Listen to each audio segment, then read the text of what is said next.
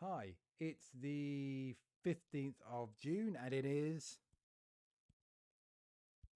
Come on, Mickey. Oh, I put Mickey on silent. Oh Oh, no, God. It's gone it's my wrong kid's favorite already. thing.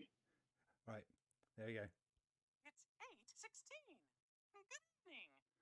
And welcome to Geeks on Screen with Coffee. And today's guest is Casper. Hello, Casper. How are you? I'm sorry. Hello? We started and I messed up straight away. Shall No, we? no, it's actually my kid's favorite thing to do that on the watch. I always, for some reason, I look at the watch and Mickey's on again. Oh, do So they change it for you? Do they? yes, they do. It's the only one I found that talks, so I quite like that. Yes, yeah, Yeah, yeah. and it's quite good for annoying people because you can just go, It's, I can totally imagine. and you can just go, and you can Yes, just keep. Are you getting to bed yet? Come on, it's time for bed. Right, come on. It's 8:16. Yeah, come on, come on. Are you ready for bed now? Have yeah. you done your teeth? Yeah. Your kids must love you. Oh yes, yeah. Well, I was just telling you before that I was embarrassing them, and I was dropping my daughter off, who's 14, nearly 15, yeah, the park. And then I deliberately put some music on the stereo. California Love by I think it's Dr. Dre and someone else. I can't remember. Yeah, yeah. I just turned it up, and then it's just got that riff, and and she just went no, and just walks away with her head in her hands. And I've done my job. So right, Exactly. so Geeks on Screen with Coffee. Hello, Casper. How are you? And what are you drinking? Good, You good. I'm unfortunately just drinking water right now. Oh, okay. Well, yes, me too. I think I've had a bit. I finished that earlier. Um, Ah, so I I actually made iced coffee earlier, so I've never tried it. it's super easy actually. I just make an espresso and I have a little bin where I put ice cubes in, pour the espresso in, shake very well, and just put it in a glass and with some milk. It's really good and simple. Yeah, you know, I'm a little bit awestruck because you're Casper, so I'm getting things wrong and out of order. So I've got to use the clapper board, get things in sequence. Uh-huh. And I'm probably not going to be watching the YouTube chat very well. I've got it to the side in case people say hello. And this is your name in well, clearly it's always your name in letters because Uh-huh. your name is Nice. always written in letters, but everyone gets their name in in magnetic letters. And if you're lucky, I'll even animate it for you. Ah, that's pretty fancy. Some pretty fancy editing there. Did you uh, I know you said you've seen a few of them, but there was one where I got a picture of are you familiar with Alex Whittles Oh from yeah. Purple Frog? Yeah, he Hmm. flies a plane. I got a little Oh, picture of nice. his head stuck on a plane on a little piece of paper and then just went across the camera. See, who needs fancy editors? No expense spare given. Yeah, yeah. I hope Adam is watching this so he can learn. Yeah. So I think right, the I don't think anything. There's only one piece of kit that I've actually. Oh, actually, there's more than one piece, but there's only one piece of kit I'm using now that is bespoke, and that is the Stream Deck. Everything Mm. else was pretty much stuff I had and cobbled together. The web camera is about 10 years old. Yeah, yeah. Um, the microphone is probably about 5 or 6. Um, it's a Yeti, but it's still old. I have one too, Yeti. Yeah. Heavy. I used to carry it around heavy, Mm. heavy as anything. When you carry it through airports, it's not good. No, no, no. That's too much. I thought it was a good idea. So, what have you been up to? I mean, how are things going in the Netherlands with kind of things at the moment? Are you coming out of lockdown? Yeah, yeah. We're coming out of lockdown. Things started to open up, so that's good. Thinking about holiday, it's also good. Okay. Oh, yes, because obviously, I mean, the international travel from the UK is really erratic. from one week to Yeah. the other, you wouldn't know if you'd even be able to get back into the country. So Yeah, if you guys would have stayed with us, then travel would be easier. But I'm Yeah. sorry. I'm sorry. so I mean, so things are looking up there, and I mean, things start to open up. The shots are going like crazy fast. So yeah, I almost got my second coming up in the next couple of weeks. So I'm pretty happy about that. Oh, cool. So yeah, so things start to open up, and that's good news. I think I'm done with it. I want to travel again. I want to go to conferences. I want to go to Seattle. Like, I haven't been there in like almost 2 years, I think. After summer, it's going to be 2 years ago since I last was in the office. And actually, our team grew, and I've never met some of my colleagues in person. And that, yeah, I would love to go do that again. And it's always very nice to go to campus because like I usually set up meetings with people and talk and what's going on, and not just the Power BI team, but the larger Azure team, like Synapse guys and all people I've met and worked with before, just to hear what's going on. It's very powerful. Get lots of excitement coming back from it. Yeah, well, you get that thing of actually having a chat with someone in the break area, and actually then talking about something, going, "Oh, what have you thought about? Oh, have you seen this? Or we're working on this." That you just don't get Yeah. when you're working at home. That's Exactly. I was thinking, Yeah. 2 years ago, was there even a Synapse at that point? It wasn't announced till kind of it would either be very, very hush hush. It was there. Oh, okay. It was there. Yeah. Sorry. But yeah. I didn't find out about it till really late. No. I think, I mean, they were pretty hush hush about it, and then they came out with it. I mean, I like the idea and I like the way that it's positioned. So it's definitely a good way forward into this area. Yes. And there's lots of competition too, so it's definitely needed. I was because I work on the Synapse side, and I was having a conversation with a customer, and they said, "Does the data warehouse bit, does it work with MicroStrategy?" And I went, "Yeah." They went, "Well, and Power BI, yeah, it works with any Yeah. front end. We don't care. You can put anything on top of it. But you talk to the Power BI guys, and they'll say, right, what data source do you want? And they go, any data source you like, because it doesn't matter. You'll bring it in, you ingest it. It doesn't matter what the data source is. And to us, it's the reverse. We don't care what's reading it. We just want to make sure the data is in Synapse. Yeah. But there's slightly marketing going on now, but it's better together. It's definitely. But not everyone can do That's that. what we strive for. Yeah. So it is, and there's some optimization. But it is one of. I wasn't planning on talking shop so much, but I was going to ask you about something else. Sort of a common bond that we've got together that you wouldn't be aware of, but it's each tool works independently but also works together, so it's quite nice. I was looking through your CV as I was on LinkedIn, as I do. I stalk people before I talk to them to find out a bit about them. That's good. And kind of, you were working in Seattle for Microsoft. You've been for Microsoft for quite a while.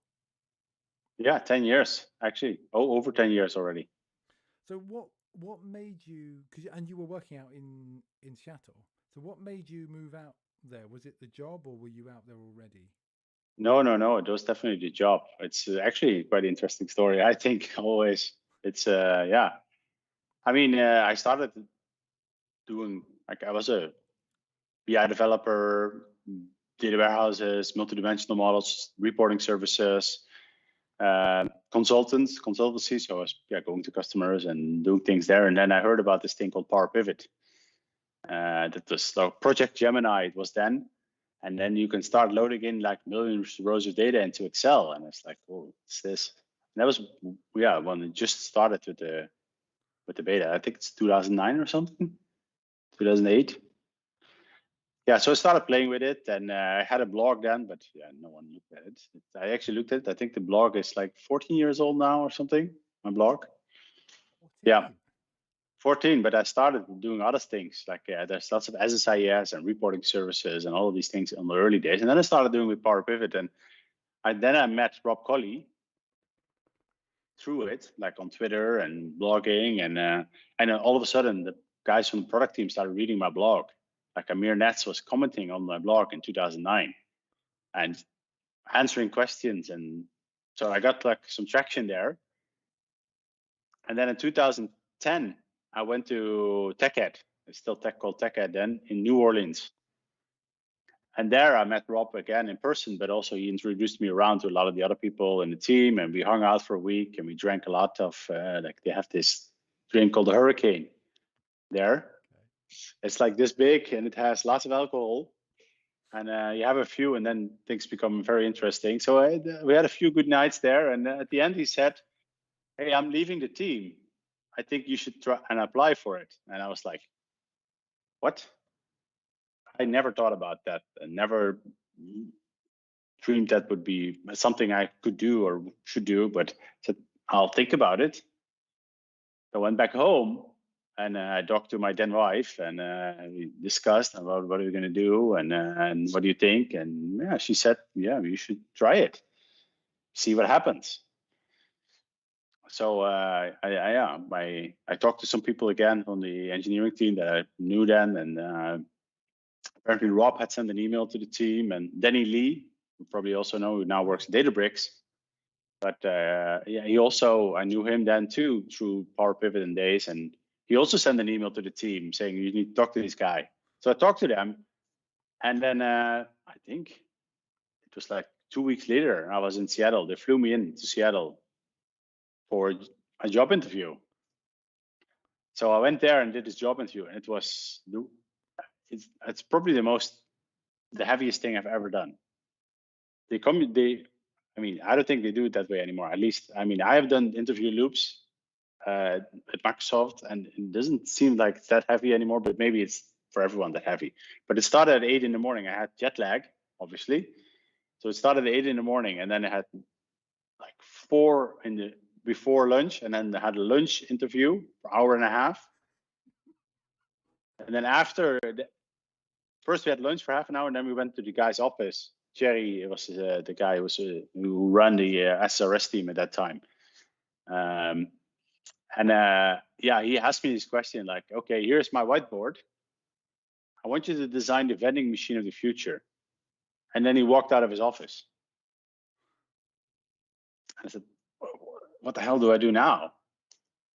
And I started drawing things and thinking about questions and things. And so, he let me sit alone in his office for like 15 minutes.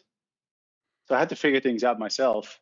And but at the end, I got through to the next round, and in the end I met Kamal, who was then the analysis services GPM, and he took one look at me and he said, "You're totally exhausted.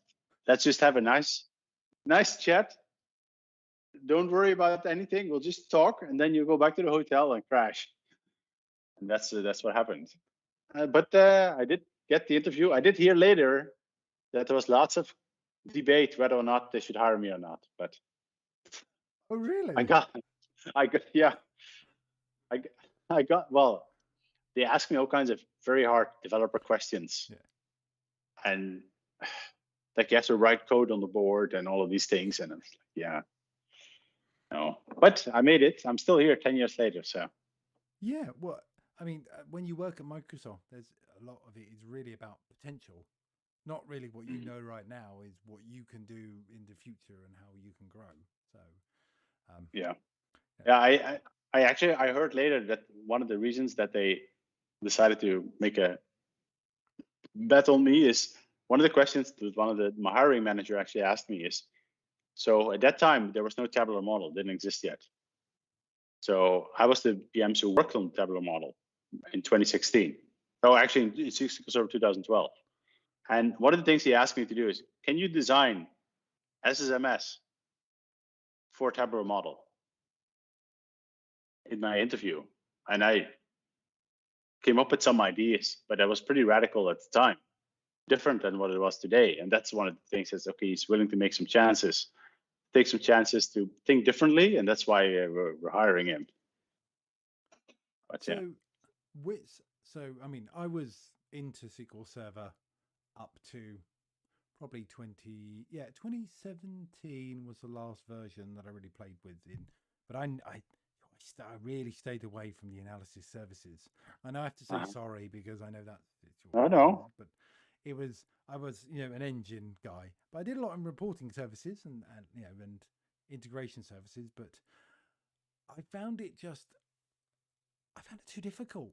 If that was to get into MDX, and then I think the DAX stuff made it a bit easier, and doing stuff in Power BI seems to be a lot easier conceptually. But well, I think the biggest. I mean, I have to be careful, but because Chris Webb is my colleague, right? So anything I say against MDX, I will hear back. No, Chris doesn't. No, I know. He does. But I do agree. Like the biggest problem with MDX, and I like the language. There's lots of good things about it, but the problem is not the language itself. Although MDX is like it's a bit difficult, but the biggest problem is the modeling, like the way that you need to set up the model before you can even start. Like you have to define, the data has to be in a certain form and shape. You have to define attributes and relationships, and it gets hierarchies. But that's what makes the language so powerful in the end. So this is maybe in multidimensional, you create the model that is not that flexible anymore. It's pretty rigid, but that allows you to do a lot of things with MDX. Like you can do parent-child, you can do all these amazing things. And in tabular, you just load things in. And if you don't think about the model, we don't force you to do it. But then you need to do DAX gymnastics. And DAX becomes more complicated to make it work. So yeah, so you either put that effort in up front in the MDX model, and then DAX is and then the MDX is relatively simple because I guess that makes a lot of sense, doesn't it? But I love DAX. MDX. I haven't written MDX since I joined the team, I think.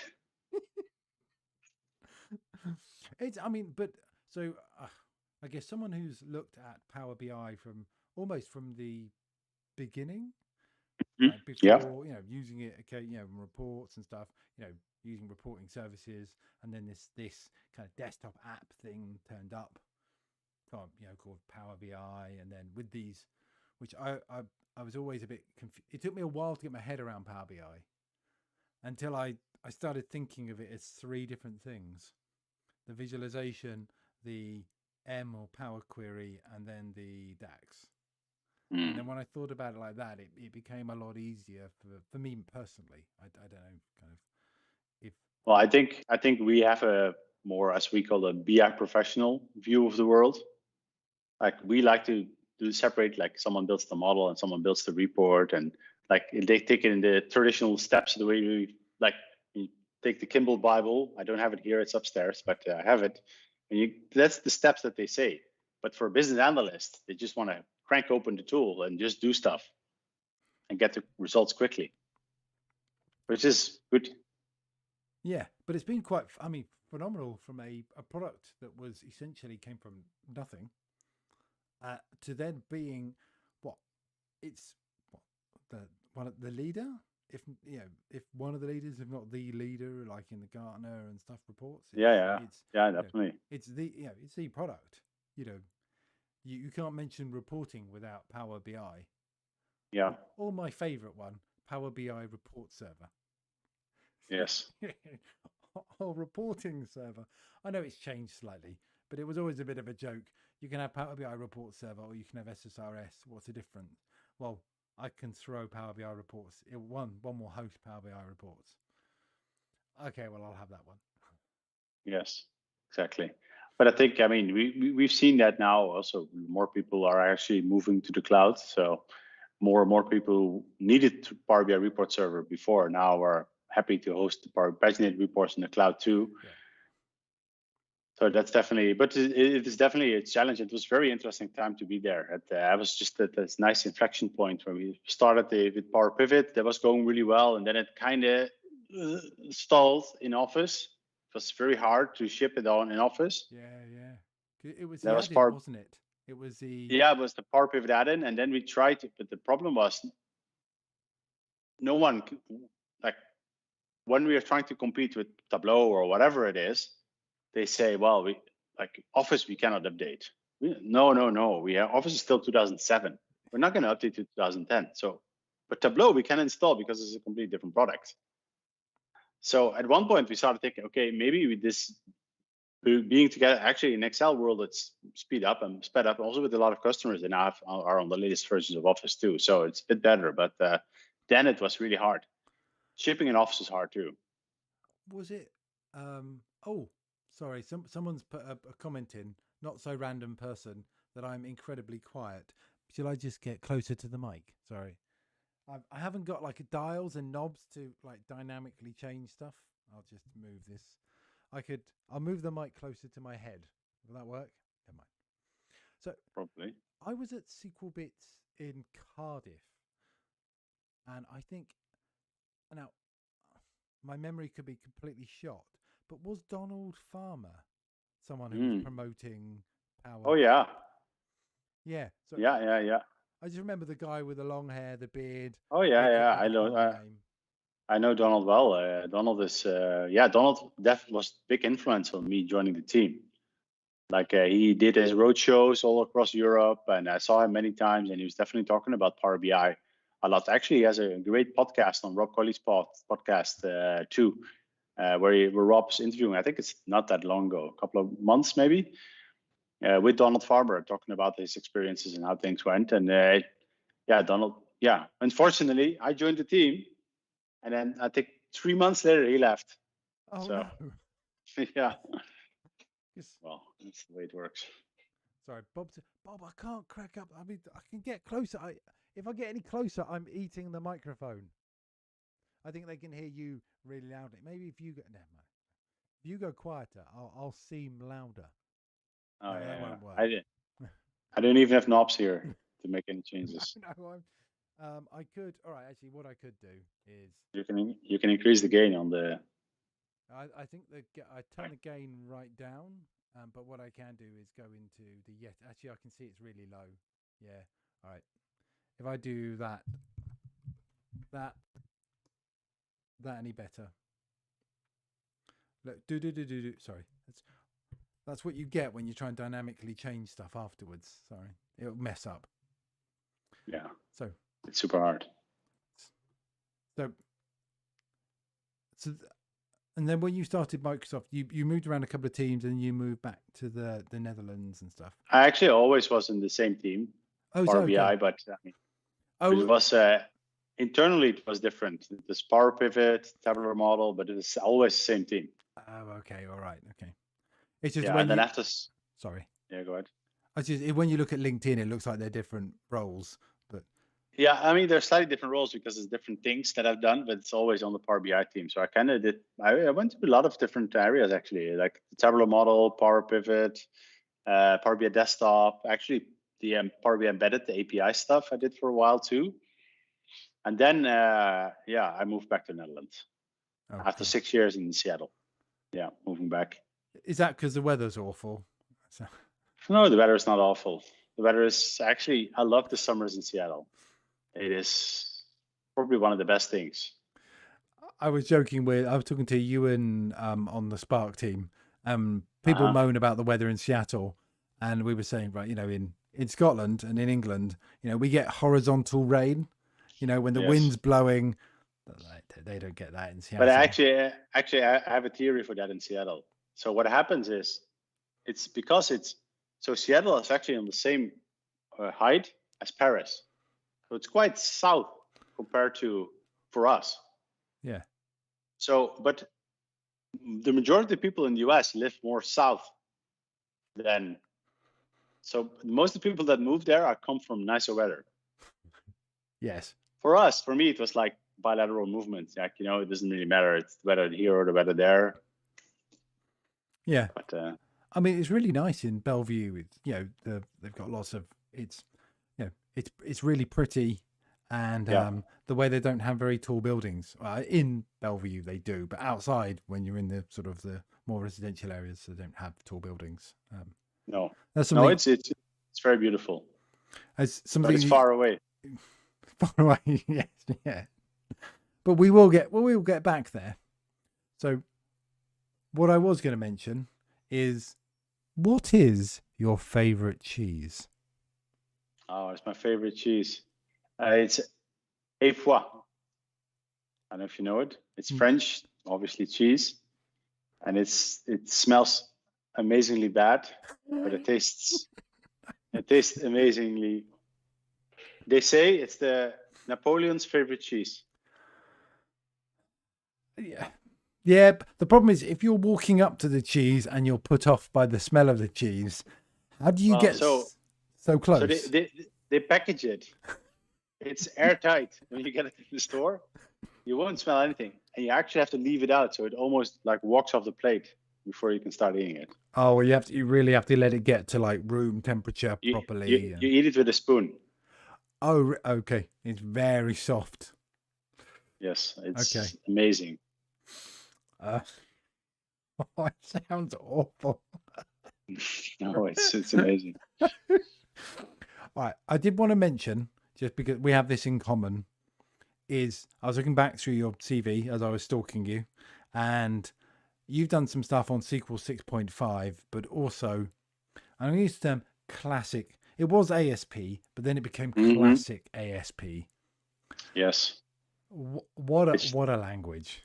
It shows our age, I think. I think the grey. Yes.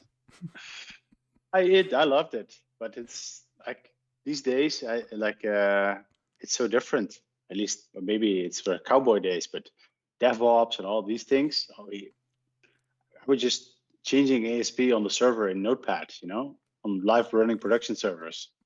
Like these days, it's like, oh my God, if you say something like that, it's. I mean, yeah, but you were DevOps. You were the developer and the operations doing the deployment in one step. Yeah. But I think at one point we got source safe. That was the first step. Like you can actually check in stuff. Visual source save, the one user source control system that came with a repair utility. It was. I mean, I don't know who wrote it, but anything that comes with a repair utility, you've got to go, is it so bad that I have to have this right away? This isn't like a support utility I download. This ships with a product. Yeah. But we didn't have to bother about, I loved the web development, but at one point the CSS started to come along and then I started hating it. Really? I got CSS. Where I got out is when Razor, so .NET came along and I could do .NET. And then when the MVP model came out, and then I just went. Well, actually, I went back. So I did ASP for a while, and then I started doing ASP.NET. And then object model was back. I actually loved C back in schools, but actually, if you are a good C developer, you can start working on the analysis services theme today. They will have a job for you, but they're hard to find. So anyone who knows C, send me a message. Really well, by the way, and then you can work on the analysis services team. This wasn't a job advert. Always you can try. No, the C is. I mean, I started. Well, I started with BBC Basic, then C, and C for a while. Dabbled in C++, which was still fine. But then when it went into Visual C, it was a little bit harder, and then Visual Basic, because Visual Basic was easy. It's like, oh look, button, message box .show. I actually loved Pascal and the Delphi. Oh yeah, Delphi. Yes, yeah. Did you Delphi, that was pretty cool. I had some friends who were really into Delphi and Visual Fox Pro. Oh no, I didn't never do that. Did that? Sorry, we're talking. This is really like Visual Studio 4 and 6. We're talking about. Yeah. It was called Visual Interdev. I forgot about that. Oh dear. Probably half the people on watching this, I don't have no clue what we're talking about. So.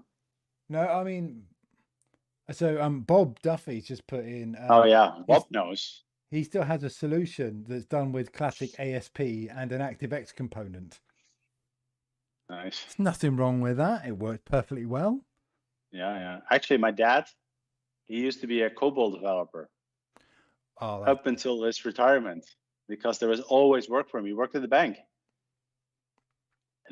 Always. And it is still the same stuff that they wrote in the 80s. It is still going strong. Now they're slowly moving everything out, but... Yeah, well, I think if you've got a COBOL developer, you probably could still get a really good job now. And because they're so rare, you could probably charge quite a lot. Maybe. I think, though, there was an organization I was working for that were taking their mainframe code and they paid a lot of money to get an engine to rewrite it into C to then they could just try and move it over to Unix. And that was their modernization, even though it was running on like old machines. But it's a while since I used a mainframe with Kix regions and stuff. And oh no, I never really got into that. So. Oh, okay, all right. So I love the ASP.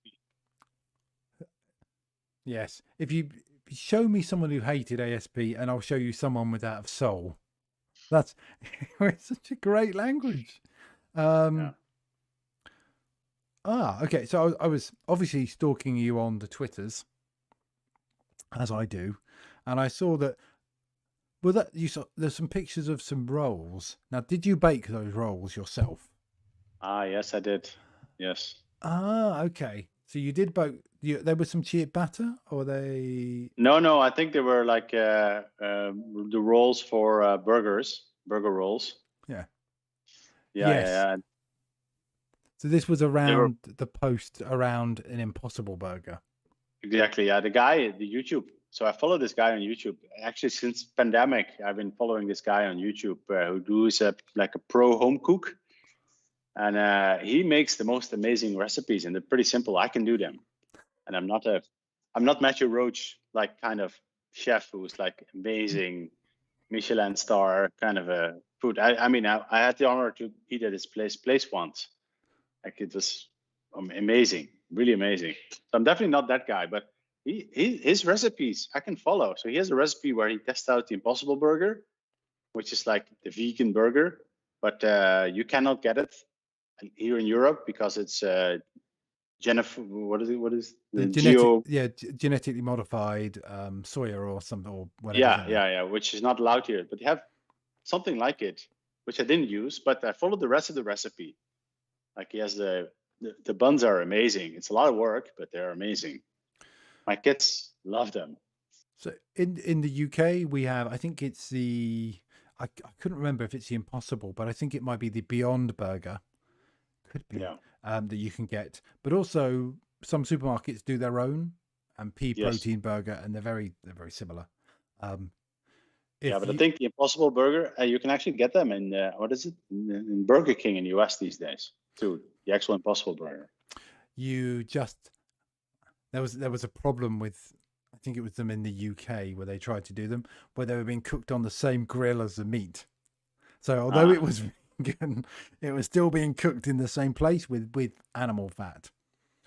If you go to the Cheesecake Factory opposite the where Past Summit is, and they do Impossible Burgers in there.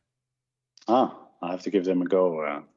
Yes, just you got to sear the outside, and then just when you open it up, it's you just I'm craving one of those Cheesecake Factory like cakes.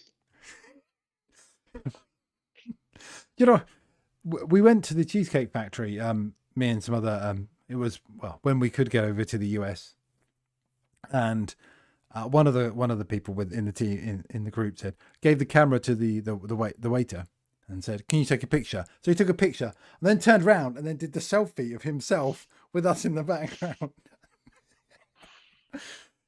He deserved his tip. That's yeah. Apparently, I was actually watching some YouTube video. There are tips and tricks of people like how you can get the best tip by doing something like this. Yeah. So I mean, what are the techniques? I mean, not that I'm planning on being a waiter. No, it doesn't work here in Europe, I think, anyway, and we're not that dependent on tips. But I think it's really so. I think the tricks are. Actually, it was a podcast I heard recently, but they were saying, like, for example, you need to tell them, like, today you should not order this food. No, you should not. I recommend you this, and then at least to one person, and then you'll start to create a bond with them, become one of them, and then at dessert time and afterwards the drinks, they say, "Oh, you know what's best for us," and here we order all, and then they get a huge tip. Like, apparently, it's really interesting techniques that they use. Yeah, I can imagine it's really quite deep psychology, isn't it? But it's I mean, yeah, like half the salary is tips, so they should. Yeah. I mean, I think it's even there's some penalized. It's actually included as part of the salary. So if they don't make enough tips, the company effectively that's it. It's mental. They don't get a basic wage and then the tip is on top. I find it really odd. I guess it's just coming from Europe where we don't have that sort of tipping culture. I still have to. I'm sorry. We had a pandemic. Everyone thought about different things. I have to apologize for Brexit. I'm sorry. Everyone I meet when I was traveling over to Europe and meeting customers, the first thing I would say is I apologize for Brexit. If one man can go around or meet everybody in France and Germany and Brussels and Belgium and Sweden and just Spain, Portugal, travel around and just apologize, I think it's worth it. Yeah, I mean it's a shame, but I mean this is what you get. All the like populistic thoughts. I mean they're not just there; they're everywhere. So yeah, and referendums are. I'm not sure what I think about those. Well, why would I make a decision about the best for a country? It's not what I'm good at. You leave that to people that they know that stuff. It's the same, but I think in juries in the US. Okay. What? Because I mean they pick random people off the street to be the jury of a case. Yeah. How can I make a good decision on the economic policy of a large organization, of a country, when I know nothing about it? No, it's daft. Well, we'll see what happens with the Scottish independence. I'm all for if they want their country. Do you know what was really weird before the referendum that we had for Brexit? There was a Scottish referendum. All the politicians were saying, right, we're better together. Right, UK, England and Scotland better together. We're stronger together. We're better. A week later, no, we should be apart from Europe. No, we're better apart. We can do all our things ourselves. And the same people saying, contradicting themselves, like literally a week later. It was just ridiculous. Yeah. Sorry, we shouldn't get on politics because it just goes into a big rant. Yes. All right. So we're running out of time. So that's the problem when we start chatting, and I know you've got kids and you need to get them off to bed, so I don't want to hold you up. So we're going to do a question from the emergency book, Richard Herring's book. But first, where are you kind of presenting next, or doing your next podcast, or what's coming up? Yeah, I have a few podcasts planned, but I had to postpone them. But I have one planned with Rob Colley, so that's going to be very exciting. And then I also have one planned with the actual owner of the Power BI service. So the guy who actually runs Power BI, and like we make sure that every week we deploy a new version of Power BI. And so I'm going to really ask him about how that works and what they're doing and security and all these things. So that's good. And I have my first in-person events, like Ooh. the Power BI Next conference in Copenhagen. But that's in September, so it's still a while away. But that's going to be very exciting. Yeah. I mean, that's just. Is that going to be virtual if every people can't travel? Is that going to be sort of a mixture, or is it? I don't know. I'm just going to get in my car and drive there. Yeah, of course you can. Yeah, I imagine. Yeah, of course. Yeah. Sorry, I just in my head, right? You're in the US or you're somewhere else, but yeah, you can drive there. Yeah, it's about 8 hours, I think, from me. Yeah, that's a bit of a trek across how many countries? It's just across Germany. That's it. Okay. Yeah. Actually, I actually drive by the guys from the barbecue. Data grilling. So you could pick pick William up on the way, and yeah. Exactly. All right. I mean, everyone is looking forward to in-person events and seeing real human beings. Yes. It's not that we're fed up with our own family. I mean, that's it's it's just we haven't had that kind of contact of just being able to do things. So, final question from the emergency question book. Yeah. The Richard Herring book. Pick a number between 1 and 1001, and as long as it's not too rude, we'll pick it up. Oh, okay, so we did have a question. Do you want to do a question? Sure. Okay. So, what does Jasper think of direct query on top of Delta Lake? Solves all problems, right? ? Who's the question from? From Bob Duffy. Oh no, on top of the Delta Lake, I don't think so.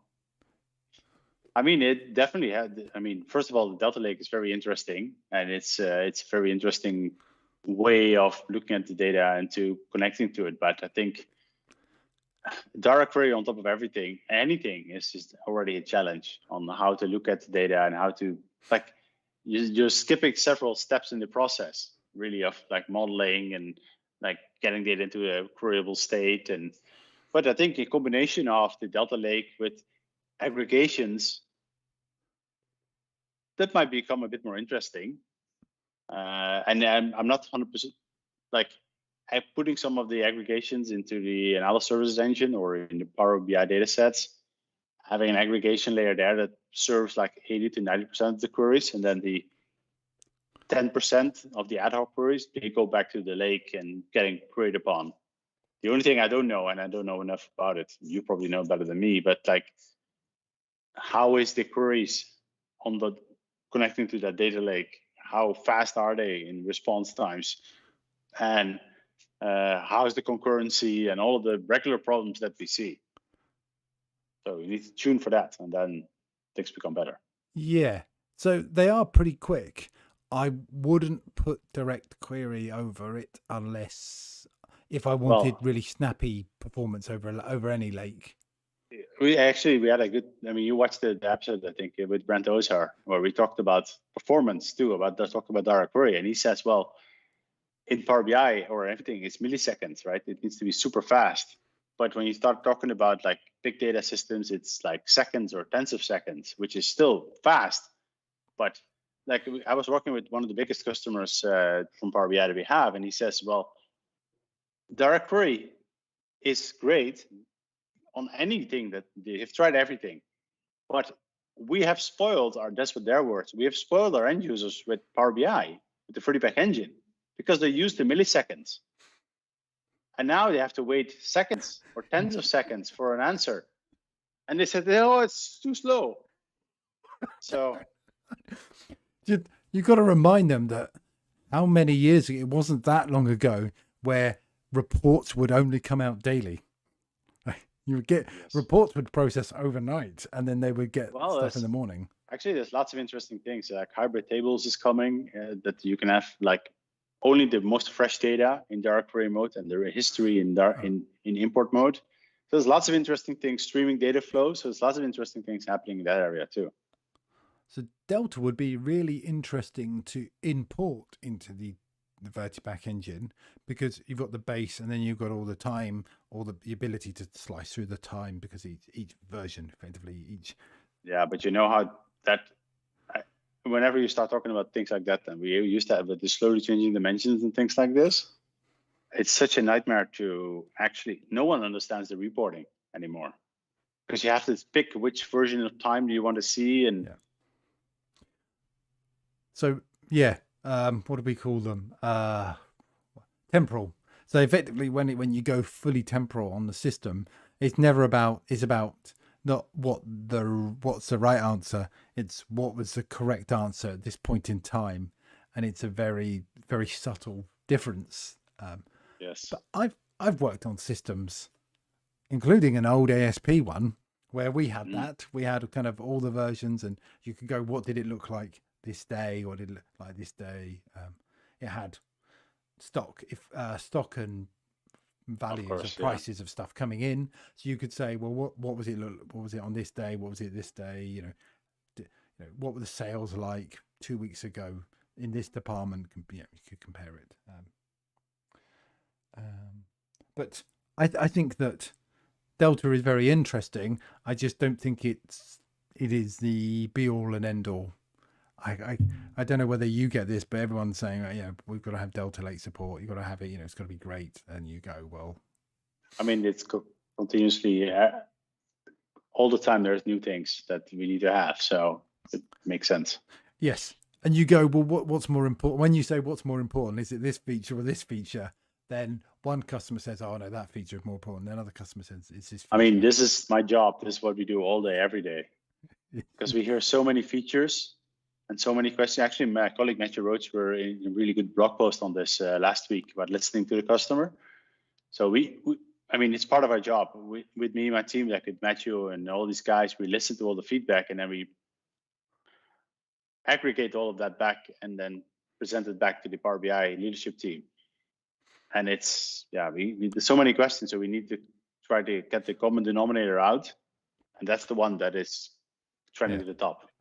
And it might be that this customer or all these customers want this particular feature, but actually how cost effective is it actually to do that feature?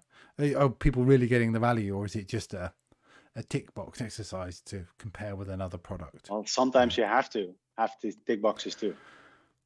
Yeah, but I don't want to. I can say that because it's not my team, but sometimes you've just, because I mean we get that with the data warehouse product. Other competitors have this feature. Why don't you have that feature? Yeah. And you go, well, because we either can't do it or we prioritized other features or whatever. Cool. Let's do a question from question, a number between 1 and 1001. 777. Oh, any reason for 777? No. Okay. So some people pick lucky numbers or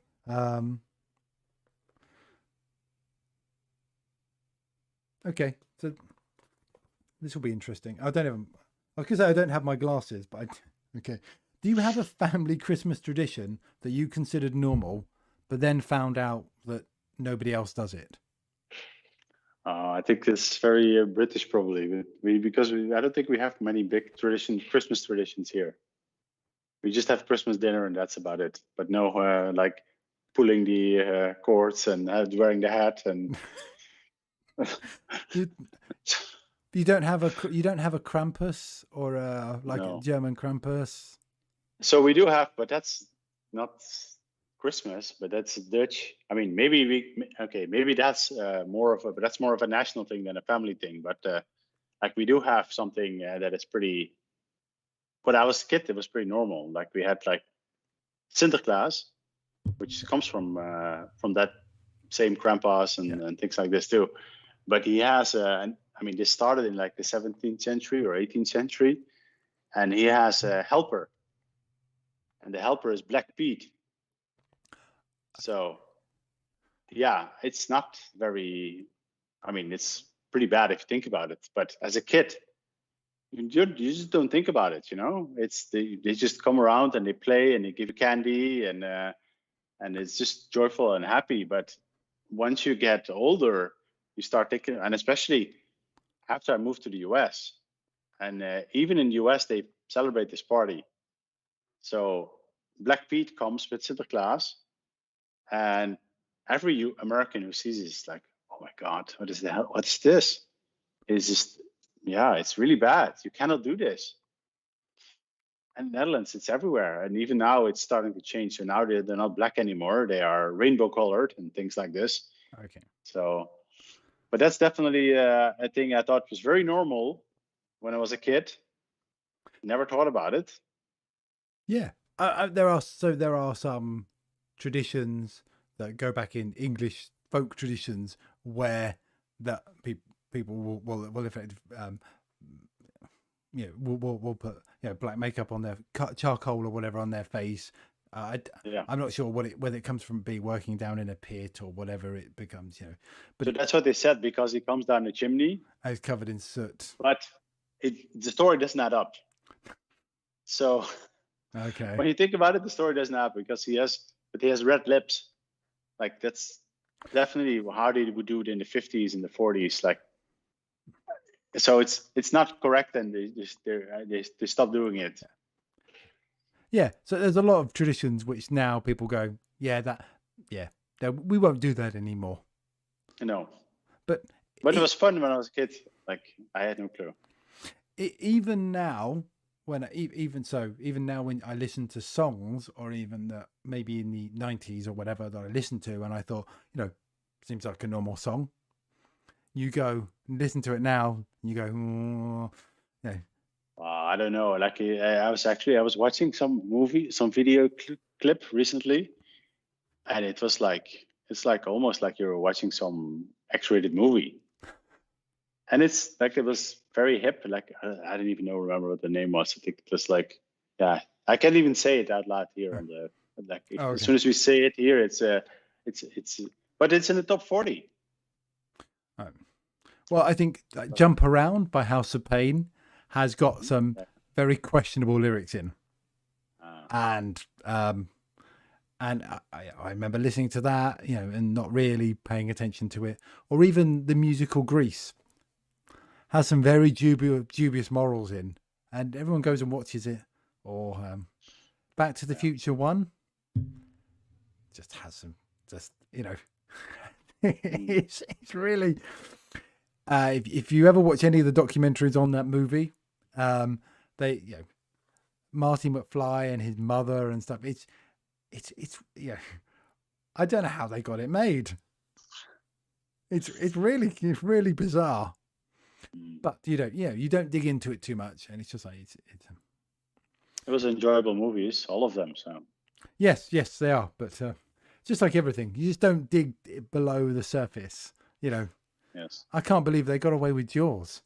I remember watching Jaws. Jaws was a PG. I don't know whether it was in the Netherlands. 12-year-olds could watch Jaws. Sorry, I know it's, but that scared the bejesus out of me. Yeah. All right. Well, Kasper. So Kasper on BI is your blog and your YouTube channel. Yes. And you've got the last one you had was with Brent. So if you want to find out all of Brent's tips on how successful he is and watch him lazing back. I just love like everything he does. He's like, when I want to grow up, I want to be Brent. One of the bits that I really enjoyed, and I think everyone loves, not everyone loves Brent, but everyone should admire, is his life goals. And I think that's something you brought up, and how public he is about them. I mean, it's a really great way to live. Like actually thinking about what you want to go achieve and what you want to go do. And I love some of the choices he's made, like where he's going to live now, and he can do it. And actually, I'm in a position now too, and I was talking about it a little bit there too, that I can do more things. Unfortunately, Corona is completely destroying all those ideas, but at one point it will get better, and then I can be able to travel a bit more and do things more and enjoy life, and not just work. just enjoy life. And yeah, I enjoy. Yeah, work-life balance at Microsoft is an interesting challenge. I think that's all I can say with that. Actually, it was interesting. So I saw one of my former colleagues, Larissa, who's now works at Cisco WebEx. She works and lives with her 2 small children and her husband. They live from a big trailer in the US. So during pandemic, they've decided, okay, we're going to buy a trailer and we're going to travel around. And I'm going to do. She's an executive at Cisco WebEx. So that's on your Twitter, isn't it? I went to read some of that. Yeah. Yeah. I tweeted it, and it was a pretty amazing story. Like that's also, it's equally like, it's like she has 2 small kids, so it must be pretty hard to juggle all of that and being on the road. But I mean, you get amazing things happening. Well, experience you never forget. Yeah, as long as you've got like a good 3, 4G, 5G signal, you can work from there, can't you? It's Yeah. My wife was badgering me about digital visas, and going, well, we could just go to another country and work there for 6 months or whatever it is, and Yeah. And it sounds like a really good idea, but then you go, who's going to look after the dog? Well, the dog's going to come with us, and then it adds. Yeah. There's a whole level of stuff, but I know. Once you have like kids, then it exponentially gets more difficult. But yeah, but kid-sized dogs. Yeah, the kids would be easier. The dog is the hardest thing to leave behind. Don't get all the children. All right. Yeah. Okay. On that note, I think it's probably time to wrap up. So thank you for your time this evening. And thank you. It was nice. Yes, and hopefully we've learned a bit about you and your love of ASP, and yes, and hopefully another 10 years at Microsoft. Yeah, I'm having fun, and there's lots of things happening, and yeah. Well, Power BI is going to take over everything. I mean, there's nothing. I mean, it's actually interesting. I think it's going to be, once you're at the top, like you have to stay at the top, and that's tough because there's fierce competition happening from a lot of new places. So in the data warehousing space, in all these areas. So yeah, it's going to be an interesting time. Yes. Once you got there, maintaining it is harder than getting there. So yeah, I can see that. Yeah. All right. Well, we'll say goodbye. Bye, Bob, and bye. Thank you. Not so random person. I'm not sure who that was on YouTube, but I might find out someday. All right. Thanks for watching. All right. Take care. Thanks all. And bye. I've got to stop the right one.